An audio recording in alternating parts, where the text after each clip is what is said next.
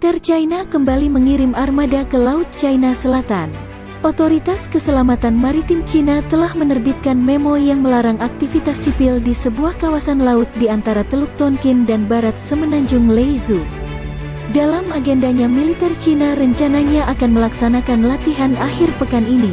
Pemerintah di Beijing enggan merinci rencana latihan perang, namun memastikan zona larangan berlaku antara tanggal 27 hingga tanggal 30 Januari. Lokasi latihan hanya berjarak beberapa ratus kilometer di timur Hanoi, Vietnam, di mana Partai Komunis sedang menyelenggarakan Kongres Rakyat ke-13. Langkah Cina diumumkan hanya beberapa hari setelah kapal induk AS, USS Theodore Roosevelt berpatroli di Laut Cina Selatan, Sabtu. Aksi ini mengemban misi mempromosikan kebebasan berlayar, tulis Pentagon. Pada Senin, Beijing mengkritik kebiasaan AS mengirimkan armada tempur ke Laut Cina Selatan untuk merenggangkan otot sebagai mengancam perdamaian dan stabilitas. Manuver militer AS ditengarai merupakan isyarat bahwa pergantian kekuasaan tidak mengubah sikap Washington terkait klaim Cina atas kawasan perairan tersebut. Laut Cina Selatan menjadi medan persaingan kekuatan militer antara Cina dan AS. Beijing bersikukuh, wilayah perairan kaya sumber daya itu merupakan miliknya berdasarkan bukti sejarah.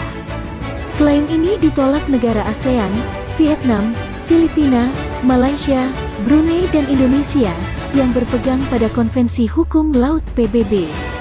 Raungan mesin jet tempur AIDCFCK-1 Chinkuo memenuhi udara di Tainan pada Selasa. Pemicunya adalah latihan militer yang digelar Angkatan Udara di selatan Taiwan. Taipei membuat simulasi invasi Cina dan menyiagakan armada tempurnya.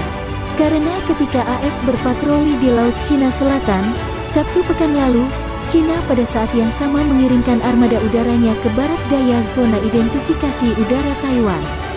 Taiwan melaporkan, meski militer Cina rajin menerobos perbatasannya, penetrasi oleh 8 pesawat pembom H-6K dan 4 jet tempur J-16 itu tergolong tidak lazim. Dalam latihannya pekan ini, Angkatan Udara Taiwan mengasah kecepatan mengudara dalam situasi perang. Pilot diberikan waktu 5 menit untuk bereaksi, sejak alarm dibunyikan hingga lepas landas. Armada tempur yang disiagakan Taiwan di wilayah selatan juga dilengkapi peluru kendali udara ke darat.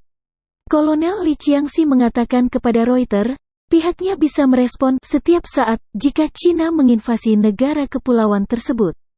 Kami siap, kata dia. Kami tidak akan menyerahkan 1 inci pun wilayah kami.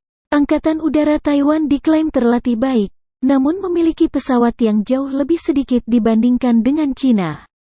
Sejak beberapa tahun terakhir, manuver militer Cina menerobos wilayah udara Taiwan meningkat pesat.